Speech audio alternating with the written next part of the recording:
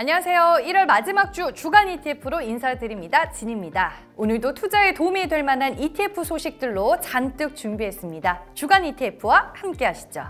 먼저 코덱스 소식부터 만나보시죠.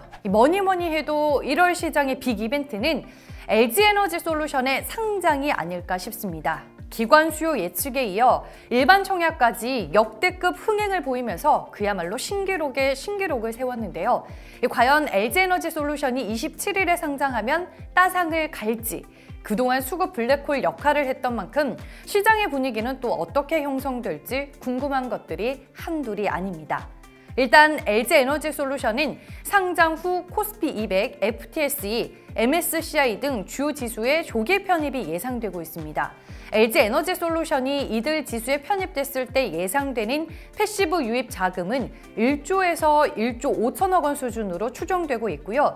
이번 주부터 2차 전지 관련 ETF들의 기초지수 방법론에도 새로운 룰이 적용될 것으로 보입니다. 그리고 바이오주의 신화로 불렸던 신라제는 상장 폐지 결정이 내려졌습니다. 신라제는 지금 전 경영진의 배임 및 횡령 혐의로 1년 8개월가량 주식 거래가 정지된 상태인데요. 이번에 한국거래소 기업심사위원회는 신라젠이 확보한 자금과 신약 연구개발 사업의 지속성 입증이 어렵다는 판단에 거래 재개 심의에서 상장 폐지를 결정했습니다. 하지만 기심위의 이번 판단으로 신라젠이 코스닥에서 당장 퇴출되는 건 아닙니다. 상장 폐지 심사는 거래소, 기심위, 시장위원회를 거치는 일종의 3심제로 이뤄져 있는데요. 현재 신라젠 입장에서는 최종 심인 시장위원회가 남아있는 상황입니다. 이번 주 시장의 주요 이벤트들도 확인해 볼게요. 이번 주는 그야말로 시장의 운명이 결정되는 한 주라고 해도 과언이 아닐 것 같습니다. 글로벌 시장이 추가 조정으로 이어질지 아니면 반등의 계기를 마련할지 판가름할 미국의 1월 FOMC가 대기 중인데요. 이번 FOMC에서는 미국의 첫 금리 인상 시점에 대한 윤곽이 드러날 것 같습니다.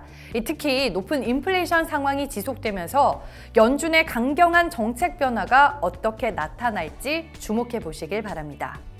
그 외 4분기 GDP 성장률과 소비자 신뢰 지수가 발표되고요. 미국의 실업률은 지난달 코로나19 사태 이후 가장 낮은 수준을 기록하면서 완전 고용에 근접하고 있습니다.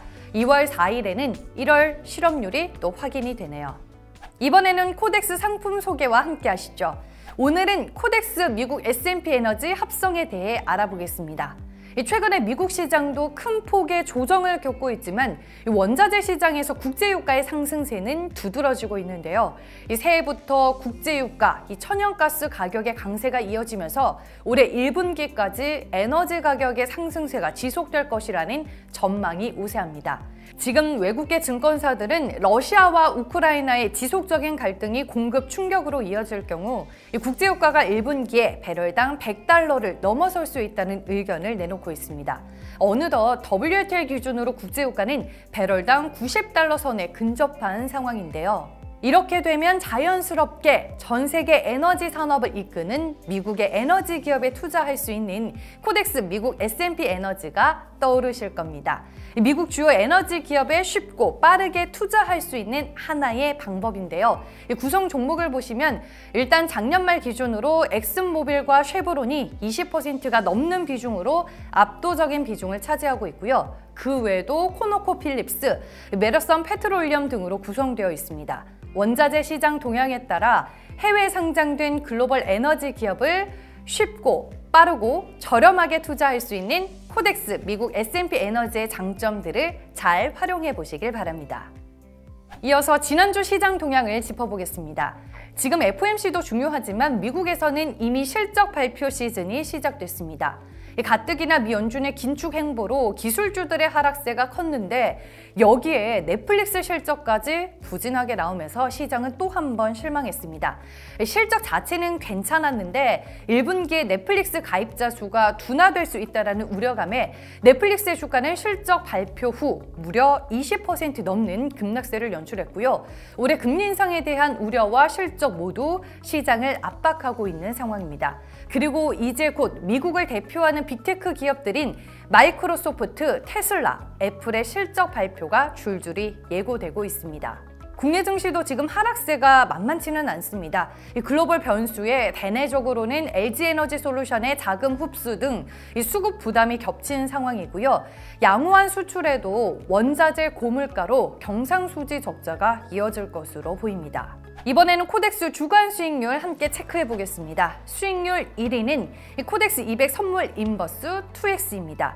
최근에 대외적으로 미국의 긴축 우려, 러시아와 우크라이나의 지정학적 리스크 등이 부각되고 있고, 대내적으로는 오스템 임플란트 횡령, 제약바이오 업종 내 임상 실패 소식, 여기에 LG에너지솔루션 상장을 앞두고 수급 블랙홀까지 생기면서 못해도 시장의 악재들이 좋기 10가지는 넘는 것 같습니다. 시장 곳곳이 지뢰밭이다 보니 코덱스 200 선물 인버스 2배짜리 ETF가 지난주에 수익률이 제일 좋을 수밖에 없었고요. 지난주 수익률은 5.8%를 기록했습니다. 다음 2위는 코덱스 은 선물입니다. 높은 인플레이션, 그로 인해 금리 인상을 할 수밖에 없는 상황들이 펼쳐지면서 지금 위험 자산들이 타격을 받고 있는데요. 이러다 보니 상대적으로 안전자산으로 평가되는 금이나 은 쪽으로 수급이 또 몰리고 있습니다.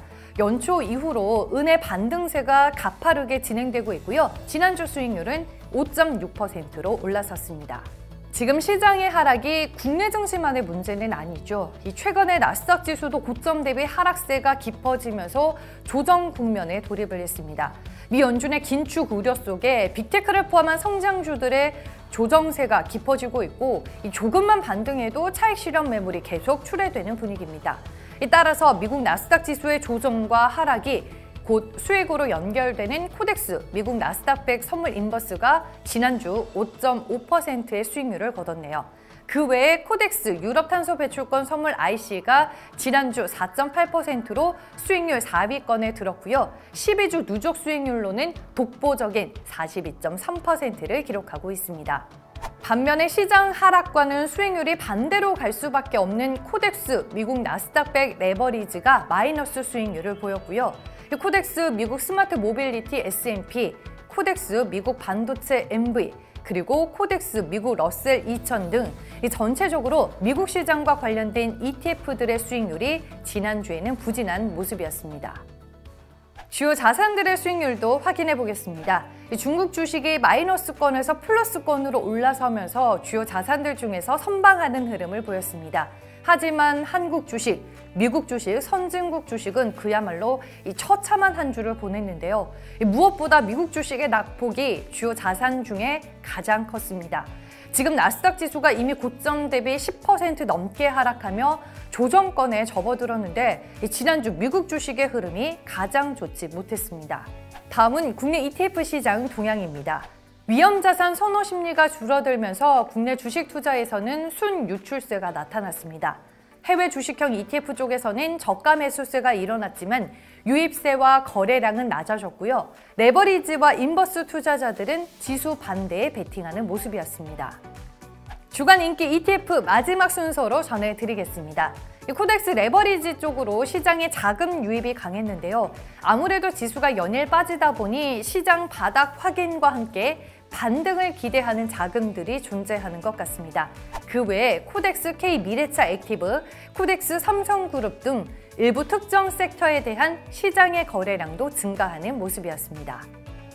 2022년 1월 새해 인사 드릴 때만 해도 파이팅이 넘쳤는데 이래저래 지금 금융시장 분위기가 썩 좋지는 않습니다. 하지만 ETF는 시장 방향성에 대해 해지가 가능한 상품들이 많죠. 그나마 시장에서 대안이 될 수 있는 코덱스 ETF와 함께 하시면서 힘내시길 바라겠습니다. 아쉽지만 설 연휴에는 주간 ETF가 없어요. 설 연휴 잘 보내시고 2월에 진이는 다시 인사드리겠습니다. 그럼 그때까지 안녕!